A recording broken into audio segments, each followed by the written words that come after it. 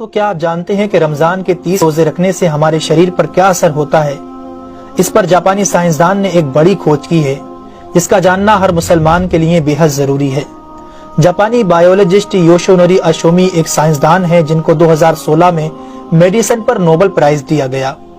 ان سے جب پوچھا گیا کہ آپ نے کون سی ایسی چیز بنائی ہے جس کی بنا پر آپ کو دنیا کا سب سے بڑا انعام نوبل پرائز دیا جا رہا ہے، تو انہوں نے کہا تھا کہ میں نے کینسر کی ممکنہ دوا کھوج لی ہے، اور اس بات پر دنیا نے بڑے پر انداز میں ان کی کاوش کو سراہا اور مبارکباد دی گئی۔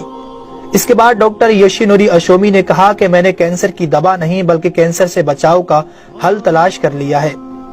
تو لوگوں نے ان سے پوچھا کہ بتائیے ایسا کیا کیا جائے کہ کینسر جیسے خطرناک مرض سے بچا جا سکے۔ تو انہوں نے کہا کہ جب ہم بھوکا رہتے ہیں تو ہماری باڈی میں موجود غذائیت ختم ہونے لگتی ہے، جس کی وجہ سے جسم بھوک محسوس کرتا ہے۔ اگر اس بھوک کے دوران جسم تک کھانا نہ پہنچے تو ہمارا جسم بھوک کی شدت کی وجہ سے اپنے اندر موجود ان زہریلے سیلز کو کھانا شروع کر دیتا ہے جو کینسر کا سبب بنتے ہیں۔ اس عمل کو میڈیکل کی لینگویج میں آٹوفیگی کہا جاتا ہے۔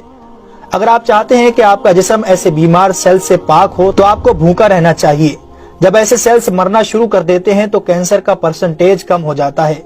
اس کے بعد جاپانی سائنسدان سے پوچھا گیا کہ انسان کو سال بھر میں کتنے دن بھوکا رہنا چاہیے کہ اس میں کینسر نہ پایا جائے۔ تو انہوں نے کہا کہ اگر 20 سے 25 دن کم سے کم اور 9 سے 10 گھنٹے بھوکا رہا جائے تو اس کی باڈی ایسے تمام زہریلے سیلز کو کھا جائے گی اور اس میں کینسر نہیں ہوگا۔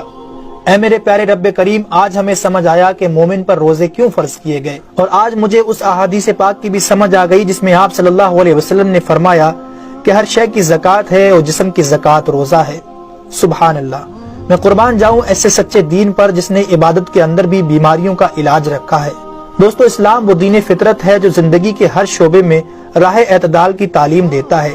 اس لیے آج نہ صرف مغرب میں زیادہ کھانے کو ناپسند کیا جاتا ہے بلکہ اسے انسانی صحت کے لیے بھی نقصان دہ سمجھا جاتا ہے۔ اللہ تعالیٰ نے اپنے پیارے محبوب حضرت محمد صلی اللہ علیہ وسلم پر وحی نازل فرمائی، کھاؤ پیو اور حد سے نہ بڑھو، بے شک وہ حد سے بڑھنے والوں کو پسند نہیں فرماتا۔ اللہ رب العالمین ہم سب کو اس مہینے میں زیادہ سے زیادہ نیکیاں کرنے اور سارے روزے رکھنے کی توفیق عطا فرمائے۔ آمین۔